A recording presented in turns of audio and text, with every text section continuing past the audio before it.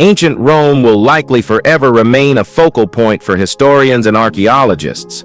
We know a good amount about their society, citizens, and long-standing dominance, but there's still plenty we don't know. Despite the Romans' capability to document their history fairly well for the time, mysteries inevitably remain. And since Rome's golden age unfolded centuries ago, there are certainly things we'll never uncover about the civilization that reshaped the world. So join us as we explore some of the mysterious ancient Roman artifacts that can't be completely explained. Skull of Pliny the Elder. In 79 AD, a catastrophic eruption from Mount Vesuvius engulfed the Roman cities of Pompeii and Herculaneum, entombing them in volcanic ash and permanently etching them into the annals of history. As fire rained from the sky, terrified citizens tried to escape, fleeing their homes in a desperate race against death.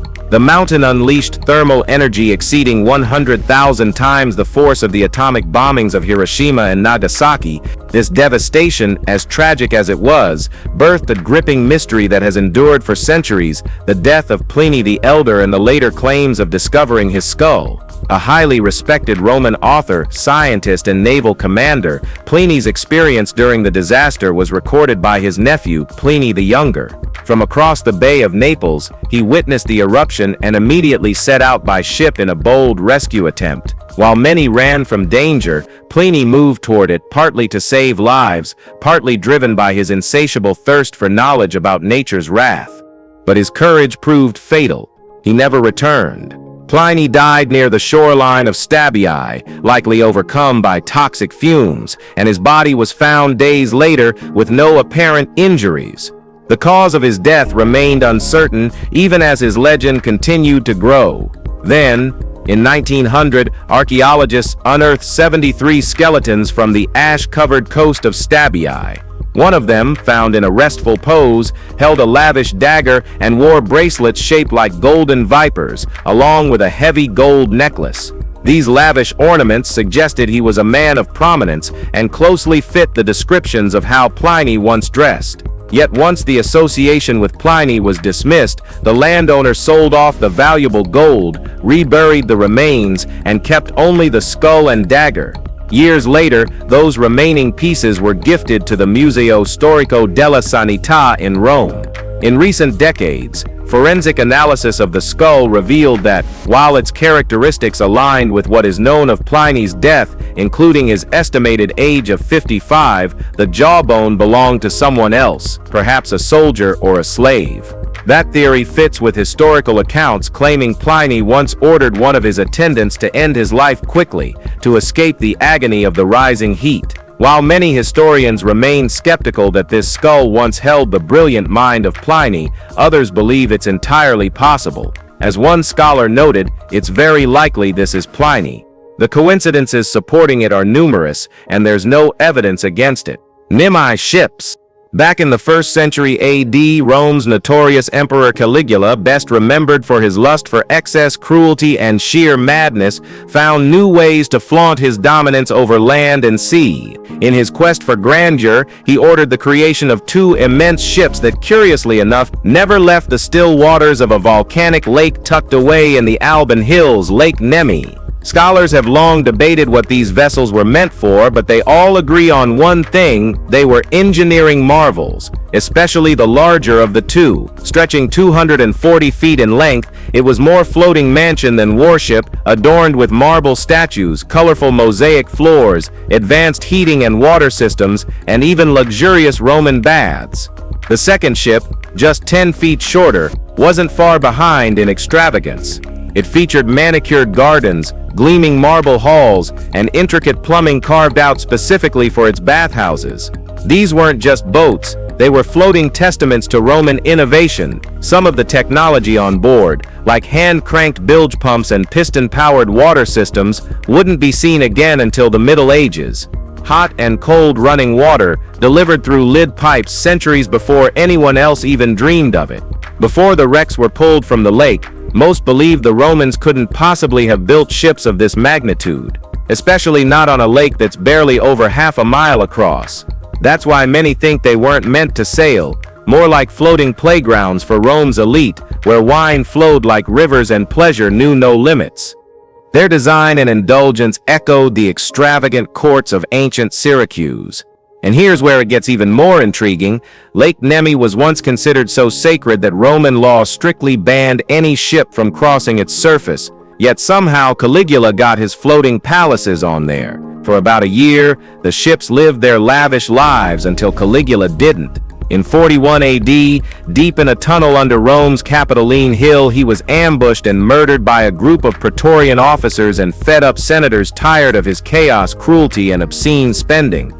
His ships met the same fate as their maker. They were deliberately filled with stones and sunk to erase not just the man but the memory of his twisted legacy. Nearly 2,000 years later, in 1929, Mussolini kicked off an ambitious project to drag both ships from the lakebed. They succeeded briefly. World War II didn't spare them. Most of the remains were destroyed, with only a few bronze pieces left behind. Some say it was retreating German forces in 1944 who torched the site. Others argue it was a tragic accident, U.S. artillery fire misfired during the chaos. The lapis niger. Even to the ancient Romans, their own past seemed layered with riddles and lost truths. One enduring enigma is the lapis niger, which in Latin means black stone. This artifact, already ancient when Roman scholars examined it over 2,000 years ago, forms part of a sacred site situated in the heart of the Roman Forum. The lapis niger is believed to date as far back as the 9th century BC, and it's thought that early Romans believed it possessed ominous cursed forces, linking it to misfortune and bad fate. At the physical center of this shrine lies a chunk of volcanic rock alongside part of a squared stone column inscribed with archaic Latin script. It's believed that a U-shaped altar may have once surrounded the core, but the outermost layer, made up of black marble paving stones, is what gives the lapis niger its original name. Some scholars have argued that the site may mark the location where Romulus, Rome's legendary founder, now regarded as a mythic figure, was slain. Others still claim he lies buried beneath the stone. Additional theories have been proposed, yet due to the immense age of the burial site, none can be conclusively proven. To this day, it remains just as puzzling to modern academics as it did to the ancient Roman minds who once pondered it. Linguists have attempted to decode the engravings themselves, which seem to outline a harsh law, one that warns against defiling or disturbing the sacred grounds.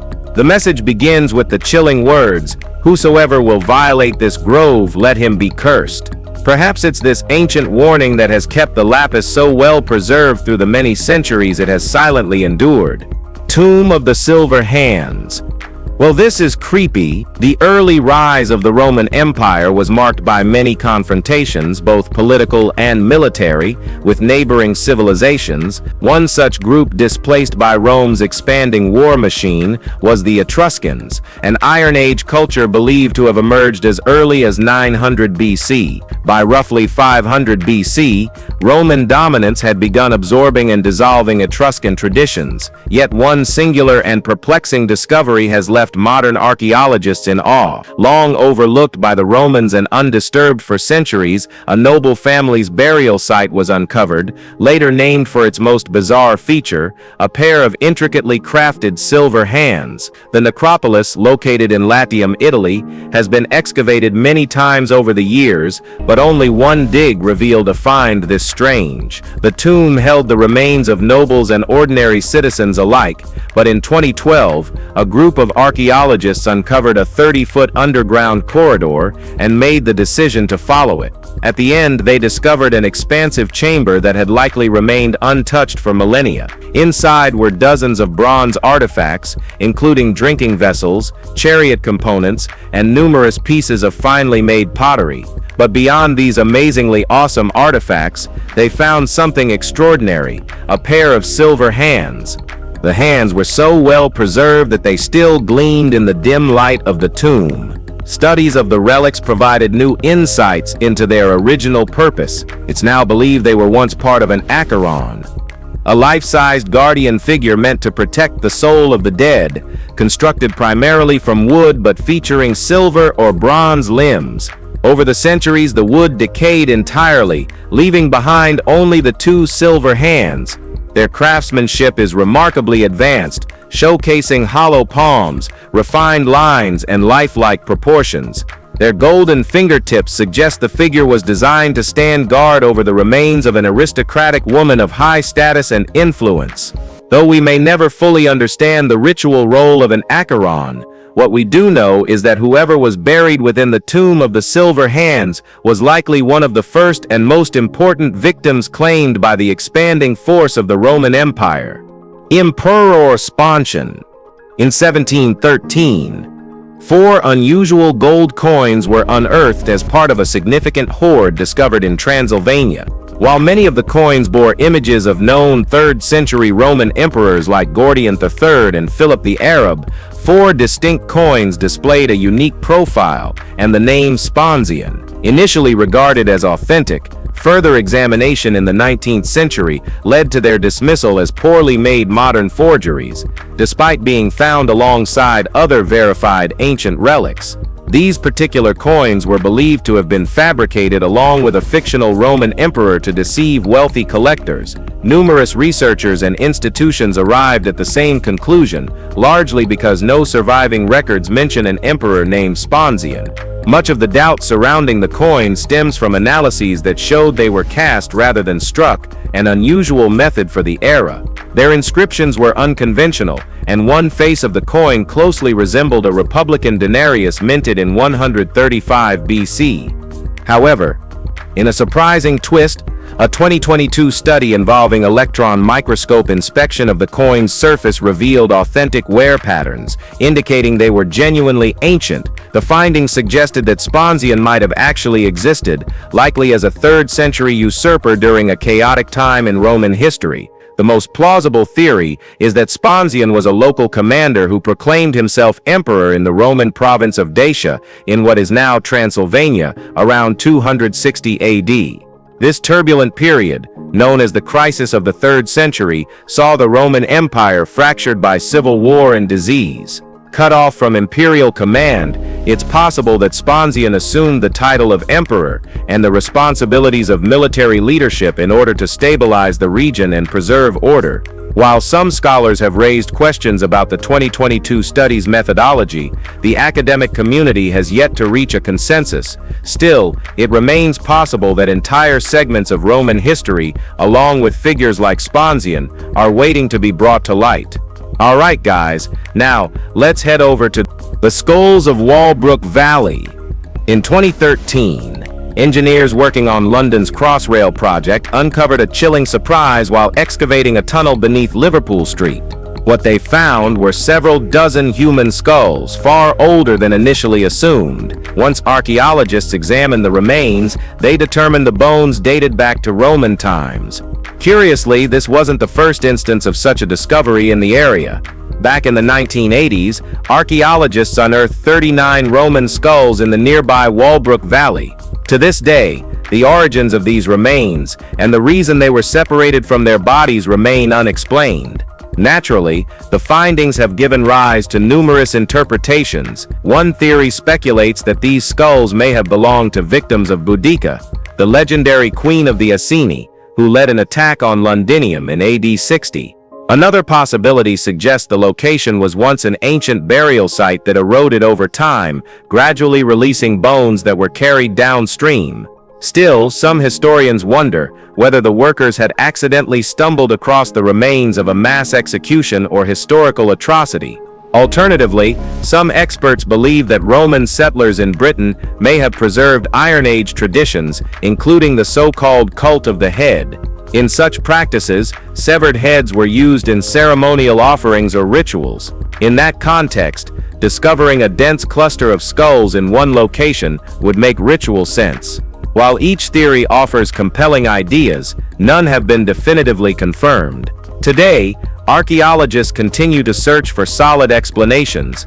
Rare Roman ring with mysterious engraving. Luck is not always found in lotteries or scratch cards. Sometimes it's buried just beneath your feet. That's what 13-year-old Yair Whitson learned while hiking through a quiet trail in Haifa, Israel. What looked like a small green lump in the dirt turned out to be a rare Roman ring dating back nearly 2,000 years. At first he thought it was an old bolt. I even considered melting it down, he admitted, but something told me to look again. That second glance revealed an engraved image, later identified as Minerva, the Roman goddess of wisdom and warfare. Experts at the Israel Antiquities Authority confirmed the artifact's age, style, and importance. Minerva, known in Greek mythology as Athena, symbolized intellect, battle tactics, and civilized strength. Her presence of personal jewelry suggests private devotion. The ring may have come from someone living near Khirbet Shalala, a Roman-era site known for a quarry and an ancient mansion. It could have been worn daily or buried with purpose. Yayer's discovery not only revealed a historical treasure, but reminded us that sharp eyes and genuine curiosity can bridge centuries. His instinct helped preserve a piece of Roman history, now added to Israel's cultural archive. The Hertfordshire dodecahedron. In 1739, a fascinating Roman object was unearthed in Hertfordshire, England.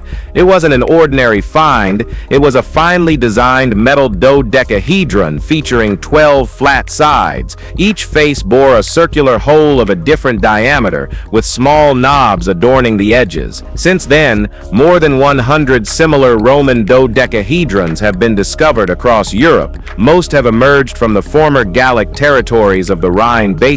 Yet, despite decades of scholarly investigation, their actual function remains a mystery. What makes the mystery more puzzling is that the Romans left behind no references to such objects. Historians have examined Roman and Greek texts extensively, even scouring the archives of allied and rival civilizations for clues. Still, they've come up empty-handed. As a result, a variety of speculative explanations have been put forth over the years. Some believe the dodecahedrons were merely ornamental or possibly used as toys. Others propose more practical or symbolic uses: measurement tools, astronomical devices, religious artifacts, or even weapon heads meant for battle. Yet none of these theories have been verified. Unless an ancient manuscript emerges to finally decode their role, the true meaning of the Roman dodecahedra will likely remain a well-kept secret of the past. If you've enjoyed this video, be sure to like it, share it, and subscribe for more content like this. Thanks for tuning in, and we'll see you soon in the next one.